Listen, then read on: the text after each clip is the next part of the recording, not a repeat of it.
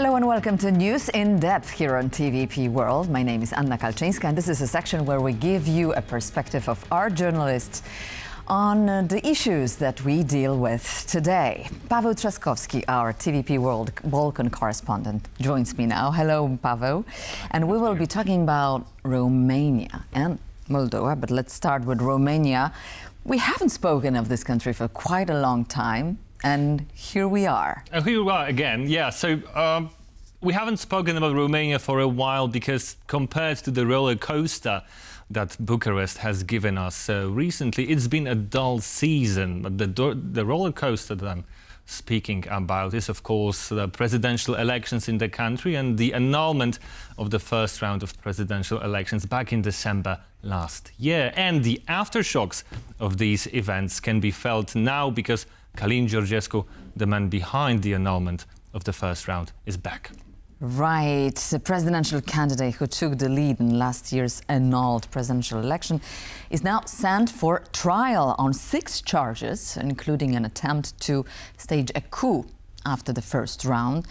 So, according to the prosecutor general, the presidential candidate benefited from Russia's hybrid warfare actions. But what are exactly the indictment charges? Well, I think we should let the prosecutor general speak on this matter. I believe we have a soundbite. Let's listen to it. Today, the Bucharest Court of Appeal registered the indictment sent by the General Prosecutor's Office. 22 defendants were sent to trial for crimes against the constitutional order, public incitement, and non-compliance with the weapons, ammunition, and explosive materials regime. So, as you heard, pretty serious charges. If you remember, Călin Georgescu, you already mentioned he was a winner, surprising winner of the first round of presidential elections in November last year. And the surprise was based on the fact that before the first round of presidential election, not that many people in Romania heard about Georgescu, and then he won the first round. He went to the runoff with Elena Lasconi, also a surprising candidate. So all the main candidates were defeated, and then the first round was annulled by the Constitutional Court, citing foreign malign interference that was to promote Georgescu. This interference was to be mainly visible on TikTok, and that's how he gained his popularity. And this is where we get to the coup charges, because in the prosecutor's general indictment, it's not only Georgescu, but 21 other men who are charged with planned coup d'etat, which was to involve a rally on Bucharest, a march, some sort of a march on Bucharest, which was successfully stopped by the police. The main man behind this raid on Bucharest was to be Horatiu Porta, a very interesting person, a former French legionnaire and some sort of a mercenary in Africa. And Călin Georgescu's indictment is based on the fact that he conspired with Porta. All right, but there were a general outcry also abroad, citing alleged danger to the democracy with Georgescu being cited after this first round. So we've been waiting for the proofs of this Russian interference, right? And for many, many months, there were none. And so the world was just holding its breath and waiting for them. Are we now able to prove this Russian interference? Well, the Romanian authorities are able, they say they are able to prove this interference. But before we get to this topic, I would like to also discuss one other thing, which is the current political landscape in Romania, because Georgescu's indictment comes in a very, let's say, opportune moment for the current governing coalition. The coalition that was formed after the president was finally elected, President Nicu Jordan, and the coalition that is composed of Social Democrats, National Liberals, and the party of Elena Lasconi. And this coalition is very volatile. It has survived so far, I think, 4 votes of no confidence, but at the same time, it almost collapsed twice on its own with Social Democrats threatening to leave the coalition. The Social Democrats, who are also one of the beneficiaries of this electoral process that started last November, because they lost all the elections. This is the biggest party in the country, but they lost the presidential elections, they lost the general elections, their support is losing. But now, maybe this is a very good moment for the coalition to regain some of the support, with Călin Georgescu making an appearance. I'm not saying that there is a connection, but a coincidence that might be working on behalf of the governing coalition. All right, so I assume that Călin Georgescu claims innocent in the whole... He does claim innocent, and I believe we also have a soundbite with Georgescu saying Let's have a listen.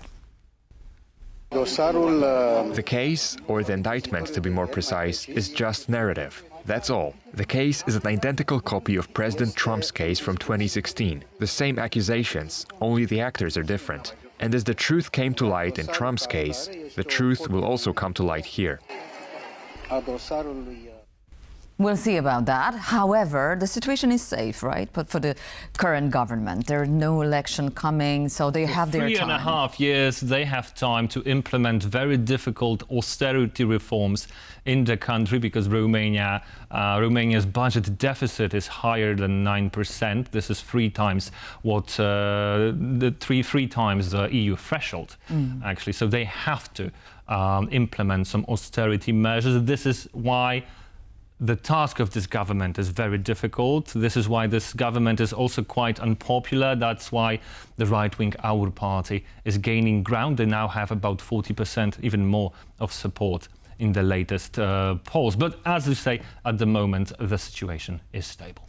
Who doesn't have deficit in these days, right? Tell it to the French, for instance.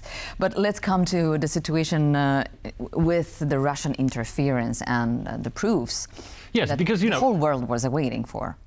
Well, yeah, we've been waiting for that because ever since the whole Georgescu story started, we kept saying that there was alleged foreign malign interference that was pointing to Russia. However, we had no solid proof or evidence pointing to that. And now, finally, with the indictment of Călin Georgescu, the Romania's prosecutor general takes the stage, and he also admits that, yes, there was foreign interference. Let's listen. We have identified a large-scale network of sites with web traffic created by commercials, most of them promoted by 4 companies related to the Russian Federation. The more dangerous attacks, especially those of ransomware type, were wholly associated with pro-Russian groups.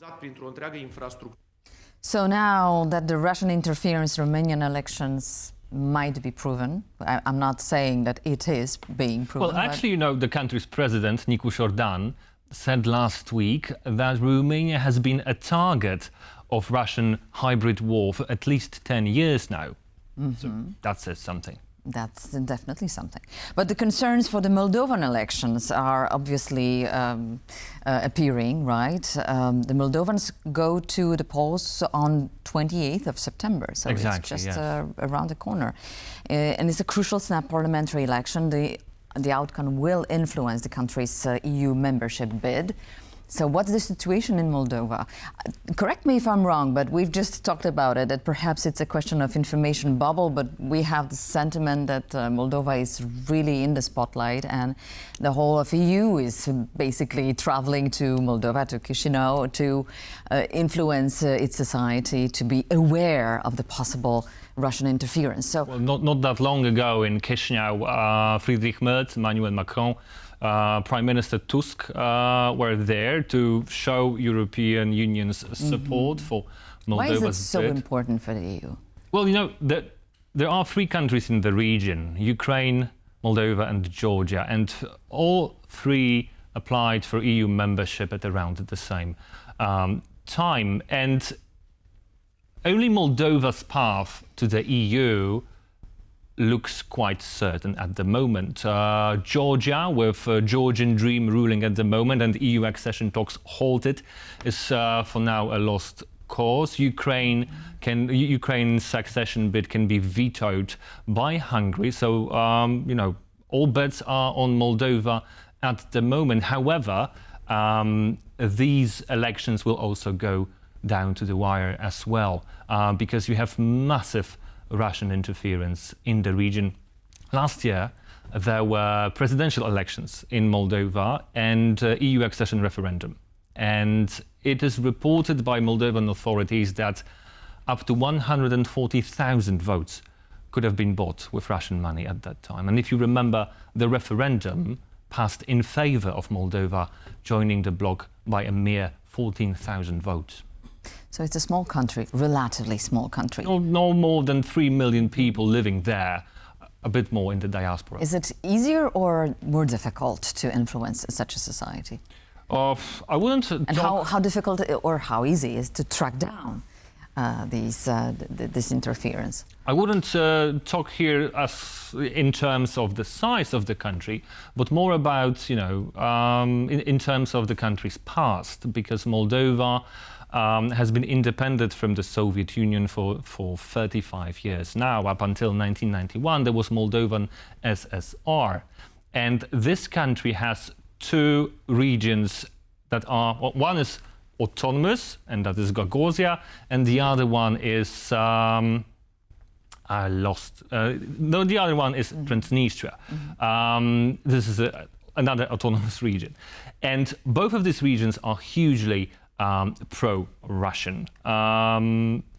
Mostly because, for example, Transnistria is very energy dependent on Moscow. For example, in January this year, in December actually last year, Russia deliberately caused an energy crisis in the region to actually stoke fears in the country, to see that, well, if you turn your back on Russia, then, well, we'll make your lives difficult for you. All right, why is Moldova so important for the Russians? Well, it borders Ukraine. It borders Ukraine and it borders the European Union. Plus, Russia likes to interfere in the countries when it already has boots on the ground. And there is a small Russian minority already living in Moldova. 25% of the people there speak Russian. Many people have double passports, so it's easier to influence. Also, Russia has its troops stationed in Transnistria, and there were talks of actually enlarging the size of these forces. And also, surprisingly, Russia has some troops in Moldova proper. If you go to Transnistria, you have to go past a goalpost, a block post manned by Russian soldiers, and they have been present there since 1990s and the war of Transnistria. They were implemented there by the Russian as so-called peacekeeping forces, so Moldovans no longer fight with Transnistrians. But actually, this is also a symbol of the Kremlin saying that we still have some influence here. All right, we're talking geopolitics, we're talking energy, big politics, big picture. But how about the Moldovan society? What are the sentiments in Moldova regarding Russia and Ukraine? Moldovans are actually very pro-European. This is a pro-European country, and this is why you have 22 different political entities taking part in next week's election, and most of them, including the so-called patriotic bloc, which comprises socialists and communists, they say they are pro-European. And this is because Moldovans see tangible benefits of joining the bloc. They neighbor Romania. Many Moldovans have double passports, also holding Romanian passports, so passports of the European Union. They travel abroad. There is a big diaspora of Moldovans in Germany, for example. And they see how countries develop. So actually you have a lot of pro-European parties running for the parliament. However, some of them are influenced by the Kremlin. Exactly. Well, there's been a report now about the main officer responsible for Moldovan influence on the Kremlin has been dismissed. So maybe it's a sign that Russia somehow is losing this war with EU. In your mind, you've been to the Balkans many times. Do you think that the EU has done enough to grasp the sentiment on the pro-European side? I really can't tell. It will be down to the wire, as last year's EU accession referendum showed. 14,000 votes, that's nothing, and it can be easily swayed with Russian money, with corruption, with propaganda, disinformation. And how about this neighbor's example? I mean, I'm talking about the Romanian court now, proving the Russian interference. Will that have also an influence on the Moldovan society? Can they learn something from this example? I think it was a show of support. I think, I mean, it wasn't a deliberate show of support, but the very opportune moment when these accusations from Romania came, showing that there was Russian interference, not 2 weeks, no longer than 2 weeks before the Moldovan elections, showed that here we are facing the same problems. Brace yourself and do all you can to fight Russian propaganda. Well, the EU has certainly done a lot to put it in the spotlight that Russia is very much interested in both countries. Yes, and also, you know, EU has done quite a lot to help Moldova economically. This year, a special fund was created of almost €2 billion that is going to be pumped into Moldovan economy to help it acquire, to help it achieve the status of EU, to help Moldova join the European Union. So far, more than €200 million were transferred, and well, we'll see if that's enough. Well, if actually Moldova chooses a different path, and the EU will have to face a huge blow, right, to its enlargement policy, that's going to be also to the great detriment to the EU and its own foreign policy. Well, you know, we always say that the next elections are the most important, and in light of these elections, maybe they are the most importantest of all. However, from what I gather, when I talk to experts and officials in Moldova, you know, even if Moldova loses these, I mean, pro-European forces lose these elections, and we have a government that will be leaning towards Russia for the next 4 years, the mindset of Moldovans is actually set on the European Union, and the Moldova will not be lost forever because it's bound to become a member of the European bloc. However, the plans are for Moldova to join EU by 2030, so the sooner the better. So the sooner the better, exactly. Thank you so much, Paweł. Paweł Trzaskowski, TVP World, our Balkan correspondent, was our guest here in News in Depth. Thank you so much for being with us. Thank you. And thank you for watching News in Depth. This is TVP World. I'm Anna Kalczyńska. Please stay tuned for more news and commentaries.